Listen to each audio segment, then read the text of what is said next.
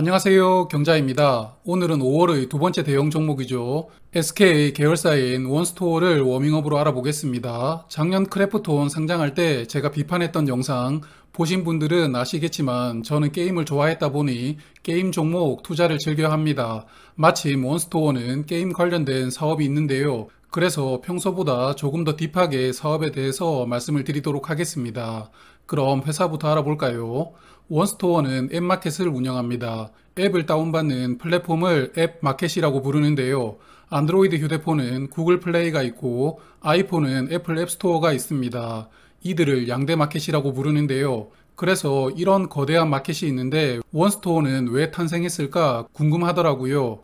그래서 조금 찾아보았는데요. 요즘에는 휴대폰을 자급제라고 해서 직접 구매를 한 다음에 통신사를 고르는 분들이 많아졌지만 아직도 대부분은 통신사에 가서 가입을 하실 겁니다. 그래서 약 10년 전부터 통신사들은 앱마켓을 각각 만들었는데요.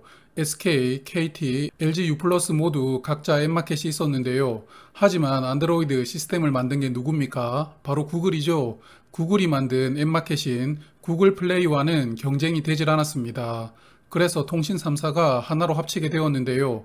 라이벌 관계인 회사들이 이렇게 합친 것은 좀 특별한 케이스라고 보였습니다. 거기에 네이버도 자체 앱마켓을 가지고 있었다는데요. 그래서 네이버까지 가세하면서 원스토어라는 기업이 탄생합니다.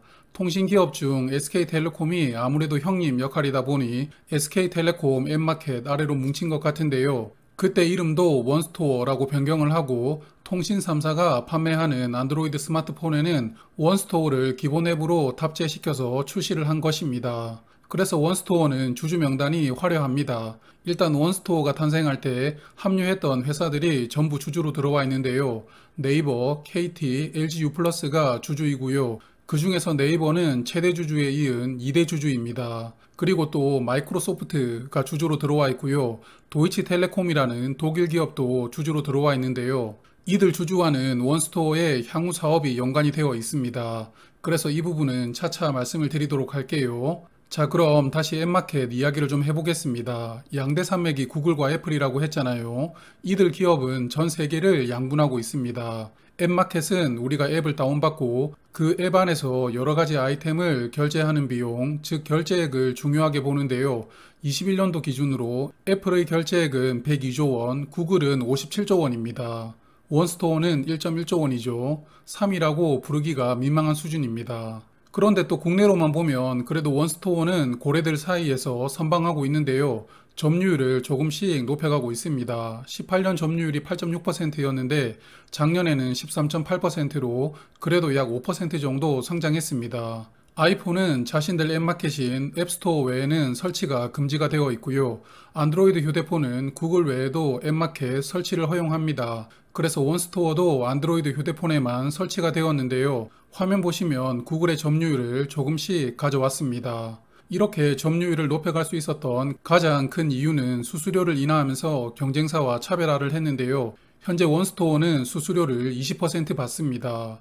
구글과 애플은 수수료 30%이거든요. 그러므로 이들보다 수수료를 10% 저렴하게 하면서 개발사들에게 입점을 유도했고 그게 어느 정도는 주요했던 것으로 보입니다. 그래서 회사는 14분기 연속으로 결제 금액이 늘어나고 있다고 이야기를 하는데요. 수수료가 매출의 근간이기 때문에 결제 금액이 늘어나는 것은 결국은 회사의 매출이 늘어나는 구조입니다. 하지만 화면의 그래프를 잘 보시면 21년에는 성장폭이 둔화되고 있다는 것을 보실 수가 있는데요. 주식시장에서 투자자들이 가장 중요하게 보는 향후 성장할 수 있는 기업인가에서 의문이 생길 수 있는 포인트입니다. 원스토어가 나름 여러 가지 노력을 하면서 점유율을 높여왔지만 그래도 이 빅테크 기업인 구글과 애플을 넘는 것은 불가능할 겁니다. 그러므로 어느 정도는 성장성이 한계가 있는 기업이라고 생각이 되는데요. 하지만 회사도 이런 부분들을 잘 알고 있기 때문에 다른 방식으로 성장을 도모하고 있습니다.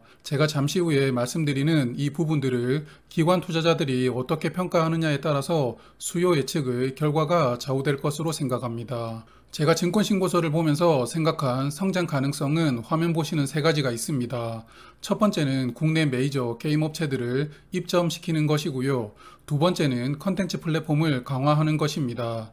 마지막으로는 해외 시장 진출인데요. 그럼 가능성에 대해서 하나씩 보겠습니다. 화면은 원스토어의 주요 매출처인데요. 한마디로 원스토어에게 수수료를 많이 준 업체를 5곳을 정리한 것입니다. 일단 1위가 넥슨이고요. 2위부터 5위까지는 중국 게임사인데요. 그런데 한국의 대표 게임사가 안 보이죠? NC소프트도 없고 카카오 게임즈도 없고 넷마블도 없습니다. 국내 대형 게임사 중에서 넥슨만 원스토어에 입점이 되어 있고 나머지는 들어오지 않은 것인데요. 원스토어가 아무리 미미해도 그래도 여기는 수수료가 구글보다 10% 싼데 왜 입점을 하지 않을까 궁금했습니다. 그래서 게임 업계에 근무하는 지인에게 물어보았는데요. 자기 생각으로는 어차피 국내용으로 게임을 출시하는 게 아니고 글로벌을 대상으로 출시를 하는데 원스토어는 글로벌 지원이 안 되죠. 그래서 외면하게 된 것이고요. 그리고 구글이 아무래도 다른 앱마켓에 들어간다면 눈치를 좀 주는 것 아니겠느냐라고 이야기를 하더라고요. 여하튼 오피셜한 이유는 아니지만 그래도 들어보니 나름 일리가 있는 이야기였습니다. 그런데 요즘 전 세계적으로 빅테크 기업들의 독점을 규제하는 법안이 이슈가 되고 있죠. 한국도 마찬가지입니다.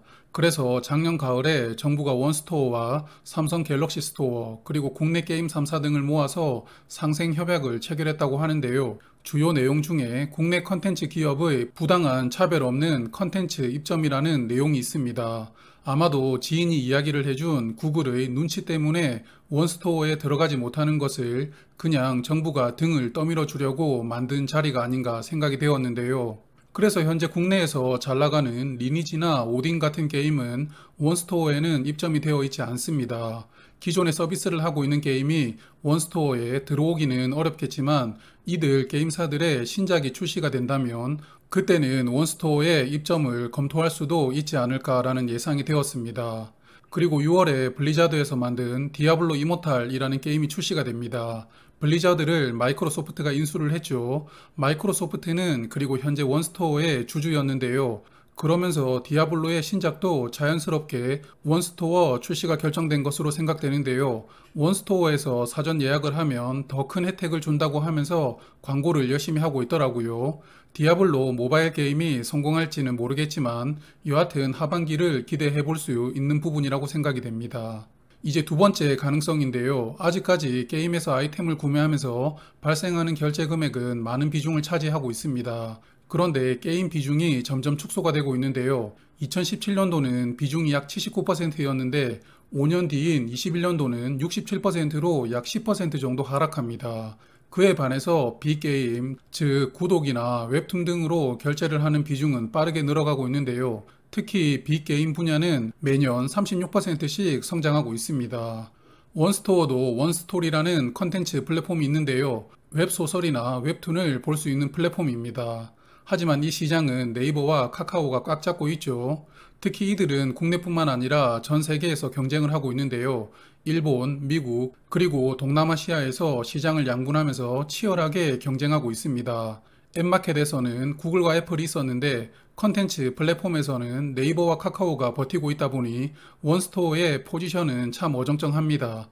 그래서 원스토리도 일단은 IP를 적극적으로 모으는 것으로 사업 확장을 도모하고 있는데요.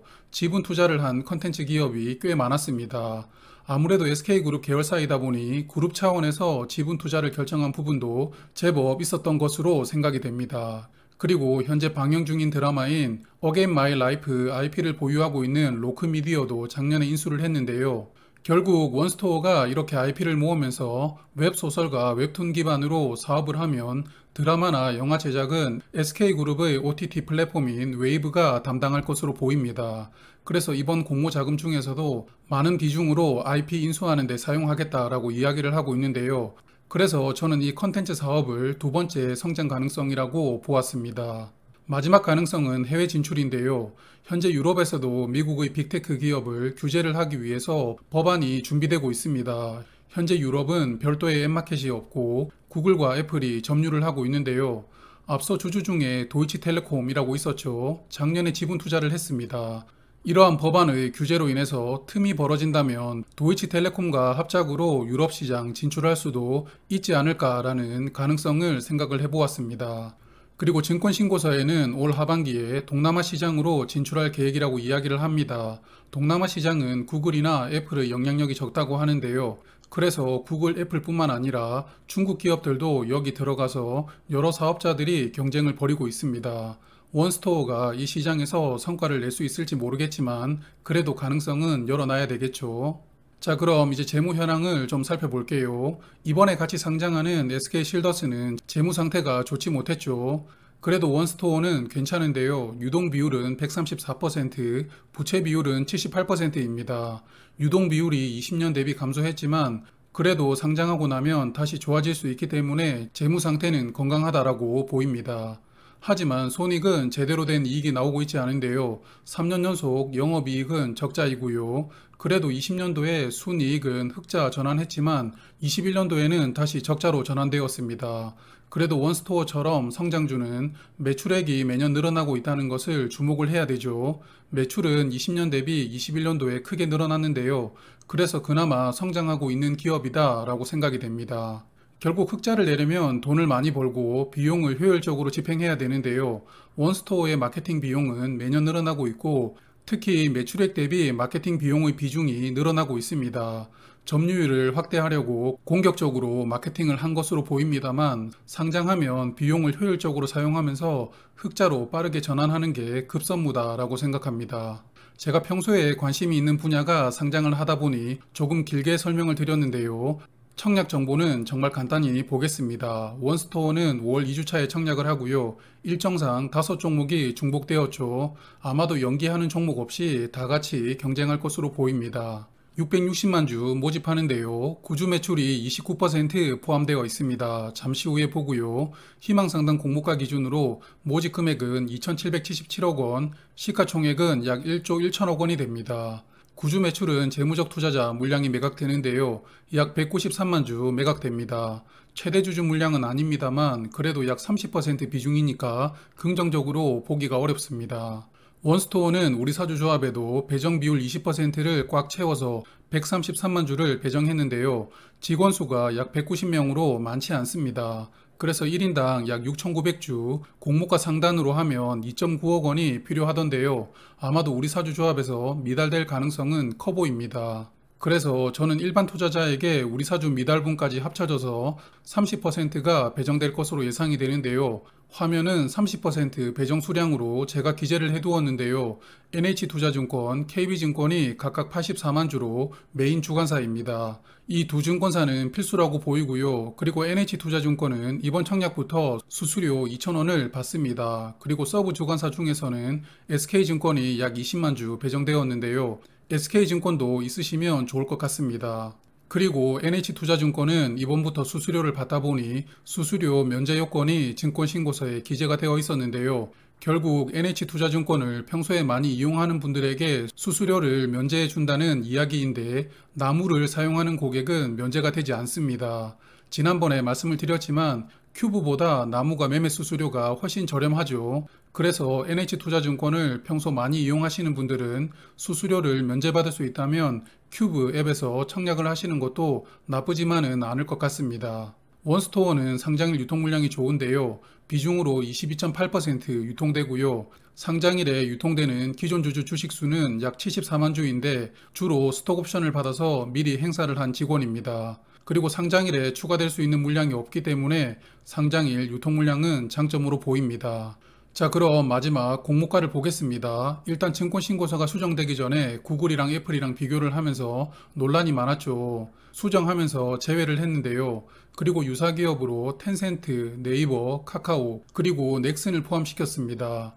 넥슨은 원스토어 1위 매출처라고 포함을 시켰다고 하는데요.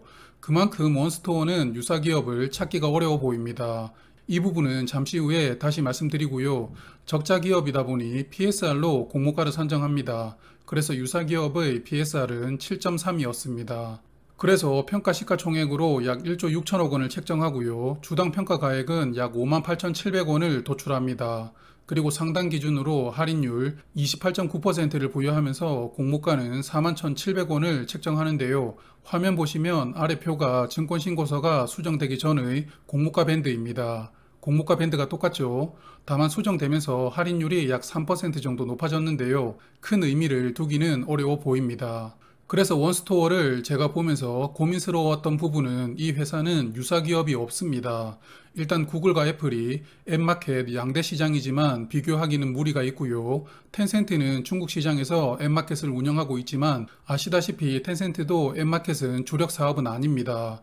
그렇다고 컨텐츠 쪽으로 눈을 돌려보면 카카오와 네이버가 있는데 원스토어와는 격차가 크죠. 그러므로 정확하게 비슷한 사업을 하는 기업이 없다고 생각이 되었는데요. 그래도 뭐라도 비교를 한번 하고 마무리를 해야 될 것 같아서 국내 두 플랫폼 기업인 네이버, 카카오와 비교를 해보았습니다. PSR로 비교를 해보았는데요. 4월 29일 시가총액 기준으로 네이버의 PSR은 6.9, 카카오는 6.5입니다. 그리고 원스토어는 희망상당 공모가 기준으로 PSR은 5.2였는데요.